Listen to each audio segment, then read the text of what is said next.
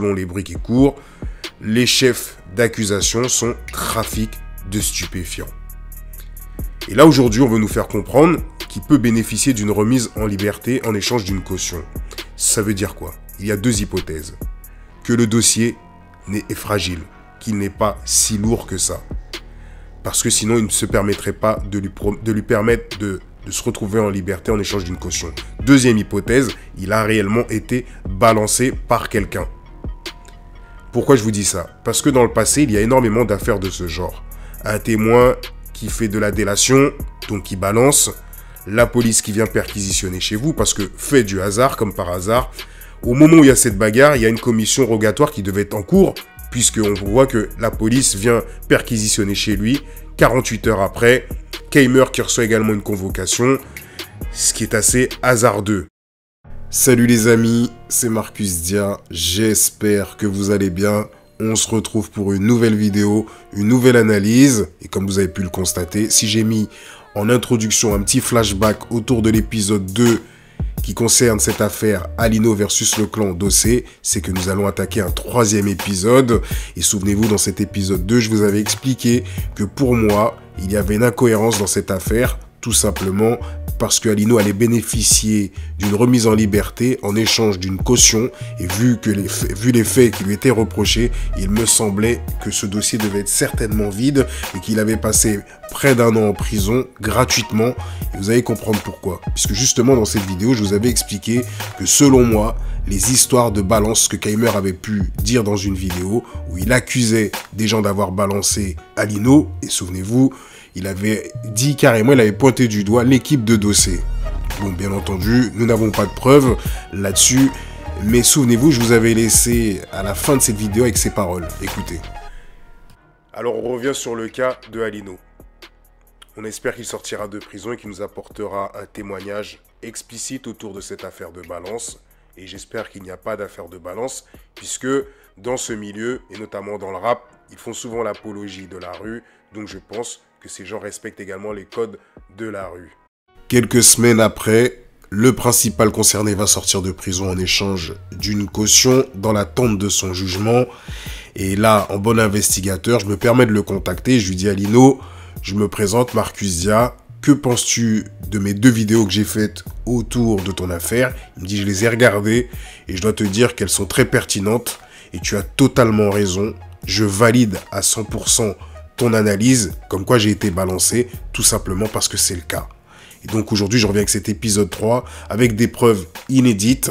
Et nous allons déjà commencer par écouter un audio, une conversation entre Alino et l'un de ses avocats, puisqu'il faut savoir que Alino a fait appel à 2 avocats pour s'occuper de son affaire. On écoute ça tout de suite. Et vous allez voir, bien entendu, qu'à plusieurs reprises, il valide qu'il a bien été balancé. Allô, maître? Allô? Oui, Alain. Oui, je vous appelle. Donc là, je suis sorti du bureau de Maître José. Ouais. Donc je vous fais un peu le topo de ce qui s'est passé et de ce qu'on s'est dit. D'accord. Donc en fait, moi, je lui ai dit donc que j'ai appelé le commissariat déjà dans un premier temps pour récupérer les clés de chez moi, et il m'a dit et eux ils m'ont dit que ils avaient pas de clés, que ils avaient mis les clés dans ma fouille, etc., que ça m'avait suivi. Moi j'ai dit que j'ai pas de clés. Et après ils ont commencé à s'énerver en me demandant nous on n'a pas de clés, etc. Et d'ailleurs vous êtes sortis quand? Je dis bah ça c'est pas un problème qui vous regarde, moi je vous ai juste demandé mes clés parce que j'en ai besoin. Bref, ensuite Maître José m'a dit que de toute façon, ce qui est clair, c'est que depuis le départ de cette affaire, donc depuis la dénonciation qui a été faite, qui a mené à votre interpellation, ce qui est clair, c'est que depuis le départ de cette affaire, donc depuis la dénonciation qui a été faite, qui a mené à votre interpellation, jusqu'au jour où vous êtes sorti, vous avez vu le juge, vous avez répondu aux questions, qui me semblent très bien les réponses. Il me dit aujourd'hui, tous les chefs d'inculpation qui sont dans le dossier, de toutes les façons, moi et mon confrère, c'est une évidence que si ça reste comme ça, nous on va demander la relaxe partielle pour le 3/4 des chefs, ça c'est sûr et certain. Ça déjà, faut pas vous inquiéter là-dessus. Ça, mon confrère il le sait, et sur ça, faut pas vous inquiéter. La personne qui vous a dénoncé, etc., tout ça, faut laisser derrière vous. J'ai dit bah de toute façon moi, je compte rien faire du tout de toute manière. Maître Bocara me connaît très bien. Ça veut dire, moi, quand Maître Bocara, il me suit depuis des années, donc quand il me dit que là, vous sortez et que faut marcher tout droit, donc j'ai compris qu'il faut marcher tout droit. Donc à ce niveau-là, moi, il n'y a pas de souci pour ça. J'ai dit, moi, le seul truc qui me dérange, c'est que moi, maintenant, je réalise juste une chose, c'est que je suis bien d'accord que vous et mon avocat de base, vous allez vous battre pour les non-lieux, il n'y a pas de problème. Mais moi, ce qui me pénalise dans cette histoire, c'est juste que je me rends compte que les choses que vous allez demander pour qu'on les annule, eh ben, ce sont ces choses-là qui ont fait que on a fait que de faire appel pour que je puisse rester en prison, et qu'à la fin, en fait, ça va être ces mêmes chefs d'inculpation-là que vous allez demander à faire sauter. Donc en réalité, je veux bien comprendre que on m'a fait payer le casier. Après, il m'a dit, vous savez, à un moment donné, quand on a parlé de peine par anticipation, c'est de ça qu'on parlait justement. C'était pour éviter en fait ces choses-là, parce qu'en fait, on vous a mis en prison pour anticiper d'une certaine manière, parce qu'en vérité, vous avez vu le juge qu'une seule fois. Donc en vrai, c'est que l'affaire elle avançait pas, et que moi, comme il vous dira Jérémy, on peut pas rester autant de temps en prison sans qu'une commission rogatoire elle rentre en fait. C'est pas possible. Je m'épose. Vous avez entendu ce que Alino vient de dire. Sans qu'il n'y ait de commission rogatoire qui rentre. Et souvenez-vous, dans ce passage de ma vidéo, je l'avais précisé, je vous avais dit que forcément, il y a un gros problème. Comme par hasard, tout de suite après cette bagarre qu'il y a eu avec des membres du clan de Dossé, automatiquement, il y aurait une commission rogatoire qui aurait permis qu'aujourd'hui il se retrouve derrière les barreaux, puisqu'il semblerait qu'il y avait une grosse enquête derrière. Écoutez ce passage. Deuxième hypothèse, il a réellement été balancé par quelqu'un. Pourquoi je vous dis ça? Parce que dans le passé, il y a énormément d'affaires de ce genre. Un témoin qui fait de la délation, donc qui balance, la police qui vient perquisitionner chez vous, parce que fait du hasard, comme par hasard, au moment où il y a cette bagarre, il y a une commission rogatoire qui devait être en cours, puisqu'on voit que la police vient perquisitionner. À un moment donné, la sonnette d'alarme, il faut la tirer, et que s'il y a rien dans le dossier, il y a rien. Il faut à un moment donné l'admettre. Ok, et alors du coup pour les restitutions, qu'est-ce qu'il vous a dit? J'ai pas très bien compris. En fait, il m'a dit que toutes les demandes que vous avez à faire, mon confrère en fait, il peut les faire. Moi, ce que je vais faire, c'est qu'il le fasse, et moi derrière, je ferai le nécessaire s'il faut rebondir. Il m'a dit sur ça. Cet audio, comme je vous l'ai dit, Alino confirme bien qu'il a été balancé et confirme également les propos de Keimer, qui, souvenez-vous, dans le premier épisode, expliquait que Alino, par le biais d'un détenu, lui avait confirmé que soi-disant, bon je dis bien soi-disant, les informations sont à prendre avec des pincettes, que le clan Dossé l'aurait balancé. Comment ça se fait que 2 jours après l'altercation avec ces gens-là, je reçois une convocation du commissariat et qu'Alino se fasse soulever par les compés chez lui? Omar, t'as dit un truc intéressant. T'as dit que peu importe ce que Vesti te raconte, c'est ton pote, tu le crois. Alino l'a fait parvenir un message via un co-détenu. Et il a dit que vous l'avez balancé. Vous êtes des poucaves. Alino, c'est mon pote, je le crois. Bien entendu, nous n'allons pas nous arrêter juste à des audios qui relatent une conversation entre Alino et l'un de ses avocats. Nous allons prendre cet arrêt datant du 2 mars 2020 de la Cour d'appel de Paris. Et donc, nous allons voir justement par rapport à toute cette histoire, ce qui lui était reproché et également pourquoi il a été libéré. Détenu à la maison d'arrêt de Fleury-Mérogis en vertu d'un mandat de dépôt criminel du 27 avril. Donc souvenez-vous, la bagarre a eu lieu le 24 avril. 2 jours après, il est convoqué. Il se retrouve à subir une perquisition et tout de suite, il se retrouve en mandat de dépôt le 27 avril à Fleury-Mérogis. Donc, ordonnance de mise en liberté assortie d'un contrôle judiciaire criminel du 27 novembre 2019, arrêt mandat de dépôt, reprend ses effets le 3 décembre 2019, ordonnance de mise en liberté assortie du contrôle judiciaire criminel du 26 décembre 2019, arrêt maintien en détention du 31 décembre 2019, ordonnance de mise en liberté assortie du contrôle judiciaire criminel du 27 janvier 2020, Arrêt mandat de dépôt reprend ses effets du 3 février 2020. Ordonnance du 26 février 2020 du magistrat délégué par monsieur le Premier président, saisi en référé, détention suspendant les effets de l'ordonnance de mise en liberté, assortie du contrôle criminel du 24 février, objet de l'appel. Donc il faut savoir qu'il a fait à plusieurs reprises des demandes de remise en liberté qui lui ont été refusées. Et là maintenant nous allons nous intéresser aux qualifications des faits. Et c'est très important, d'où l'importance, quand je vous avais expliqué dans la deuxième vidéo, le deuxième épisode, qu'il n'aurait pas pu être libéré par rapport aux faits qui lui sont reprochés. Donc participation à une association de malfaiteurs en vue de la préparation d'un ou plusieurs crimes, transport, détention, acquisition non autorisée de stupéfiants, et ce en état de récidive légale, facilitation par tout moyen, la justification mensongère de l'origine de ces biens commis en bande organisée.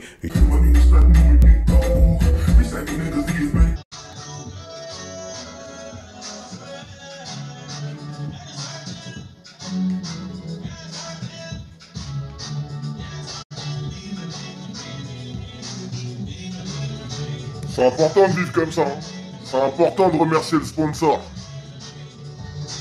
Petite précision, si je vous montre ces vidéos, ce n'est pas pour faire la promotion du train de vie de Alino, mais faire une passerelle entre les qualifications de faits, donc les faits qui lui sont reprochés, et la réalité du dossier. Donc là, on reproche quand même à Alino d'avoir participé à une association de malfaiteurs en vue de préparer plusieurs crimes, d'une détention, une acquisition non autorisée de stupéfiants, etc., etc. Et on va se rendre compte qu'au final, le dossier ne tient pas la route et que ça renforce encore mon hypothèse de délation, même si Alino nous l'a déjà confirmé dans l'audio quand il parle avec son avocat. Mais c'est pour vous montrer à quel point le dossier est totalement bidon. Nous allons lire un courrier que l'avocat de Alino va lui adresser à la date du 11 juin. Souvenez-vous, le 25 avril, il est arrêté. Le 27 avril, il est incarcéré.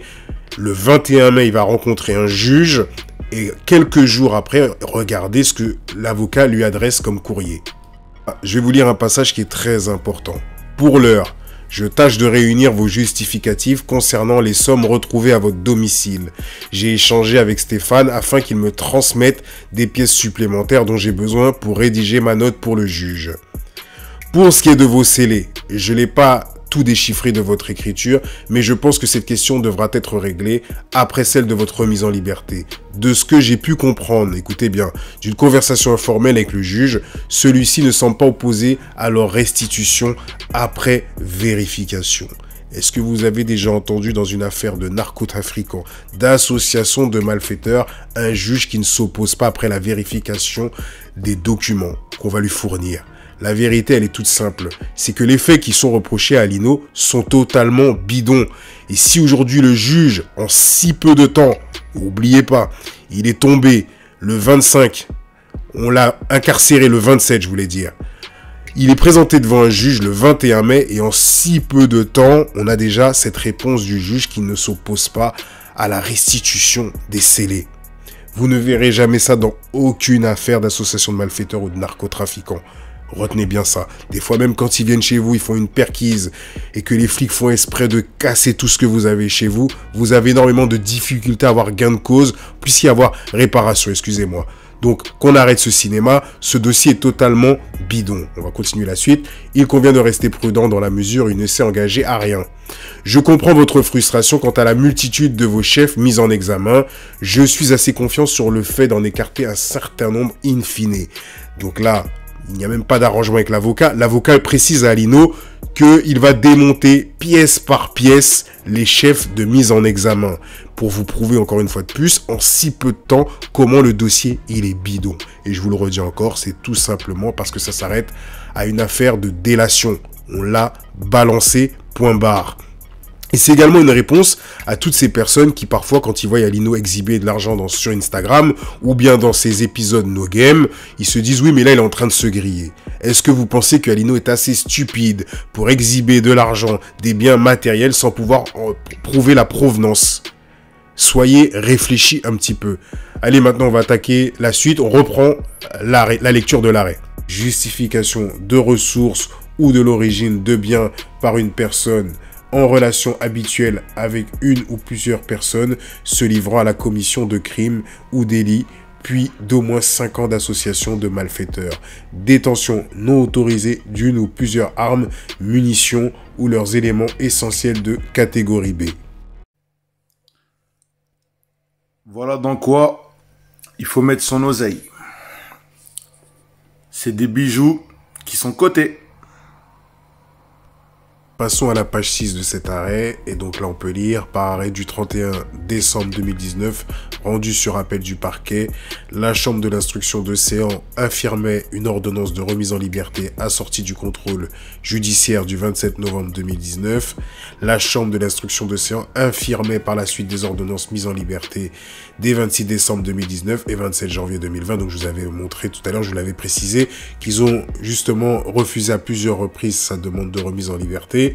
Par ordonnance du 24 février 2020, le juge d'instruction ordonnait la mise en liberté d'Alain et le plaçait sous contrôle judiciaire avec pour obligation, écoutez bien, de ne pas sortir du territoire national sans autorisation préalable du juge d'instruction, pointer tous les jours au commissariat, de remettre au greffe son passeport, s'abstenir de rentrer en relation, écoutez bien, avec les personnes mises en examen ou ayant le statut de témoin assisté dans ce dossier. Concrètement, il y a réellement eu une histoire de délation, donc de balance. Fournir un cautionnement de 15 000 €, ne pas détenir ou porter une arme et le cas échéant, remettre toute arme au greffe de la juridiction. Donc là, on ne peut pas être plus précis. Aujourd'hui, on le sait clairement qu'il y a bien eu une affaire de balance, de quelqu'un qui a témoigné, qui a balancé Alino pour le faire tomber. Intéressons-nous à ce passage qui est très intéressant, qui nous permet de comprendre les motivations de cette décision et pourquoi il a pu bénéficier de cette remise en liberté sous caution. Donc là, écoutez avec précision. Attendu que le placement en détention provisoire du mis en examen n'est plus justifié en raison des nécessités de l'instruction ou à titre de mesure de sûreté. Donc là, on se rend compte que finalement, il n'avait rien. Le dossier est totalement vide. Attendu qu'il ne peut être porté atteinte à la liberté qu'en raison de nécessité, impertinence pour le bon déroulement de l'instruction et seulement si les obligations de contrôle judiciaire sont insuffisantes. Attendu que le placement et le maintien en détention provisoire sont des mesures exceptionnelles qui ne peuvent être ordonnées que pour les motifs limitativement énumérés par l'article 144 du Code de procédure pénale. Attendu notamment que le placement en détention ne saurait constituer une anticipation sur une peine privative de liberté motivée par la gravité des faits reprochés à la personne mise en examen. Cette dernière, quels que soient les indices graves et concordants pesant sur elle, elle reste présumée innocente jusqu'à ce qu'il en soit décidé autrement par la juridiction du jugement. Retenez bien, là aujourd'hui, maintenant, il y a une présomption d'innocence et nous allons revenir sur les faits qui lui sont reprochés. Attendu qu'en l'espèce, le placement en détention provisoire du mis en examen n'est plus justifié en raison des nécessités de l'instruction ou à titre de mesure de sûreté. Encore une fois, ce passage vous prouve que le dossier est totalement vide. Attendu qu'en l'espèce, le placement en détention provisoire du mis en examen n'est plus justifié. Donc là, on se rend compte qu'il s'est retrouvé pendant 1 an en prison sans raison réelle. Que le mis en examen dispose d'un logement sur le territoire national, qu'aucun élément du dossier ne permet de venir corroborer un risque de fuite dans un dossier où par ailleurs le mis en examen a vu saisir près de 78 000 €. Que concernant le risque de réitération, il n'apparaît plus suffisant pour justifier à lui seul le maintien en détention provisoire. Attendu que si les faits reprochés, de par leur gravité, ont pu, en leur temps, troubler l'ordre public économique, rien ne permet de dire que le trouble persiste au point de justifier qu'il soit porté atteinte au principe de la liberté. Donc là, dans ce passage, on nous explique qu'en fait, il n'a pas de raison qu'il soit enfermé, puisqu'en vérité, ils n'ont pas de preuves contre lui. Ça renforce encore cette histoire comme quoi il a été réellement balancé. Qu'en tout état de cause, les obligations d'une mesure de contrôle judiciaire auxquelles la personne peut être astreinte se révèlent suffisantes au regard des fonctions définies à l'article 137 du Code de procédure pénale. J'aimerais qu'on revienne sur les faits qui lui sont reprochés. Souvenez-vous. participation à une association de malfaiteurs en vue de la préparation d'un ou plusieurs crimes, transport, détention, acquisition non autorisée de stupéfiants et ce en état de récidive légale, facilitation par tout moyen, la justification mensongère de l'origine de ces biens, commis en bande organisée, justification de ressources ou de l'origine de biens par une personne en relation habituelle avec une ou plusieurs personnes se livrant à la commission de crimes ou délits, puis d'au moins 5 ans d'association de malfaiteurs, détention non autorisée d'une ou plusieurs armes, munitions ou leurs éléments essentiels de catégorie B.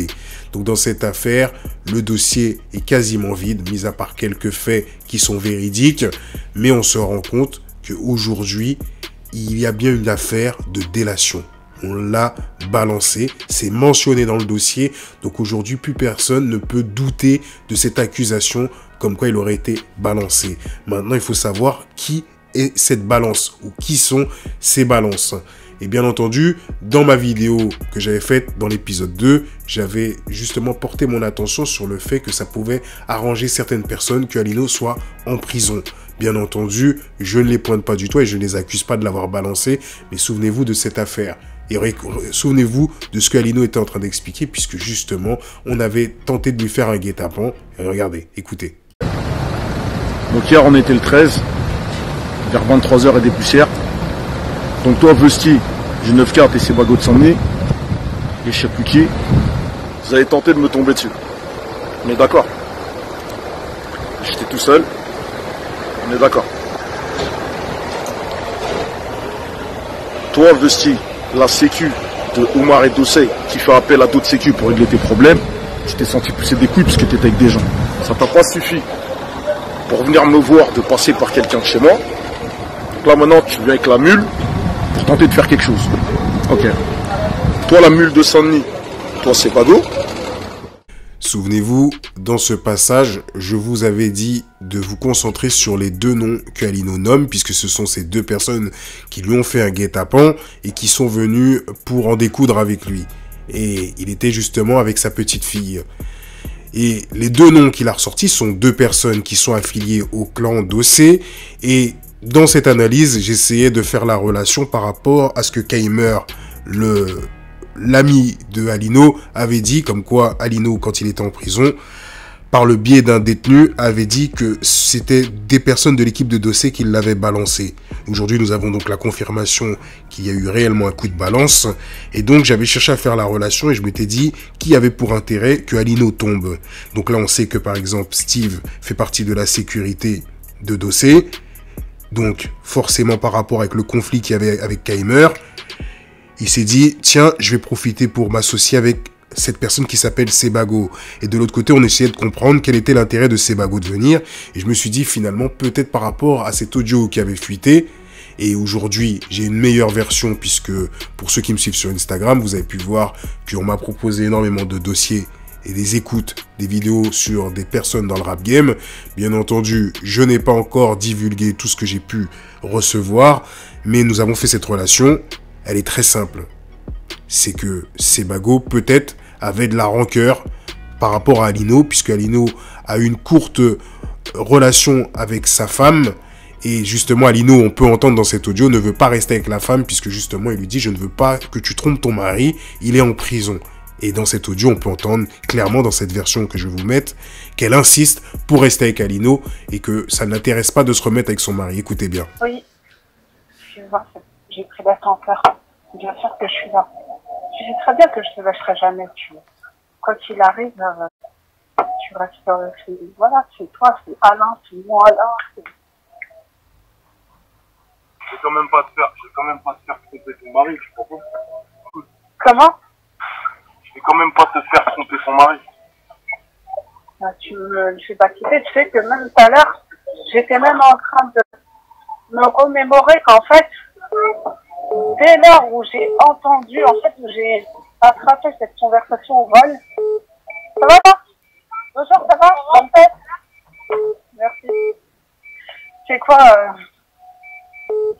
dès lors où j'ai attrapé cette conversation au vol, où je l'entendais dire qu'il allait partir là-bas, une elle avait 2 mois et demi, tu vois. Et déjà, j'étais faible, tu vois, j'avais... Je te disais, tu vois, c'est au-delà de mes forces, c'est au-delà de mon cœur de te laisser partir, tu vois, parce que je ne veux pas, parce que je veux pas le faire, parce que je n'y arriverai pas, parce que je vois pas les choses sans toi.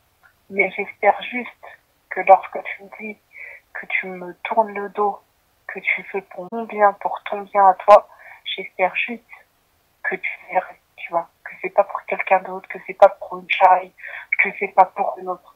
Vraiment, c'est tout ce que je voulais dire. On voit clairement que la femme de Sebago ne veut pas quitter Alino. Lui, de son côté, lui dit qu'il ne peut pas l'inciter à tromper son mari. Et à un moment, on entend un passage où elle dit même si c'est pour que tu te remettes avec Shai. Donc il faut savoir qu'il y a eu également une rumeur autour de la chanteuse Shai, comme quoi elle serait sortie avec Alino. Bien entendu, c'est une rumeur qui avait été également diffusée à travers certains médias rap.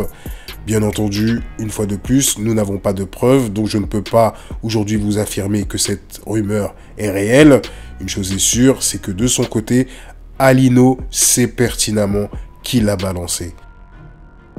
Même aller plus loin, allez, je vais partir dans un délire de psychologue. Je me dis, bon, je suis incarcéré le 25 avril, donc je me mets dans la peau de Alino.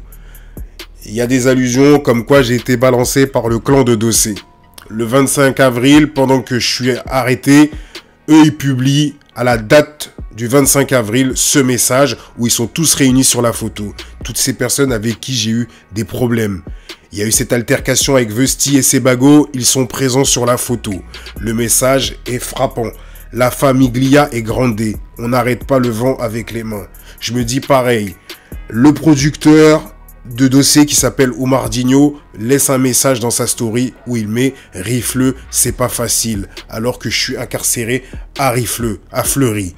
Donc forcément, il peut se dire que ce sont des pics subliminaux. Au final, on ne saura jamais. Et comme je vous l'ai dit, le seul à savoir qui l'a réellement balancé, c'est Alino.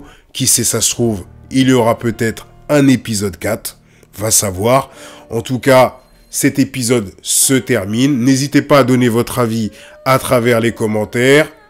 N'hésitez pas à vous abonner. N'hésitez pas à liker. N'hésitez pas à partager. Je tiens également à remercier toutes les personnes qui me soutiennent. Je tiens également à remercier ces personnes qui participent au soutien de la chaîne en faisant des dons Tipeee. Michael, tu te reconnaîtras. Grosse force à toi. Je tiens également à remercier du plus profond du cœur Darkskin, puisque la semaine dernière, je t'avais déjà remercié. Et je te remercie régulièrement parce que tu fais énormément pour la chaîne. Tu soutiens énormément par tes dons. Et je t'en remercie. Frérot, il faudrait peut-être lever un peu le pied, puisque c'est vrai que tu fais des dons régulièrement. Et tu n'es pas forcément obligé de le faire à chaque fois. Merci pour ton soutien, mon frérot. Grosse force à vous tous. Je vous dis à très bientôt. Peace. Ciao la famille.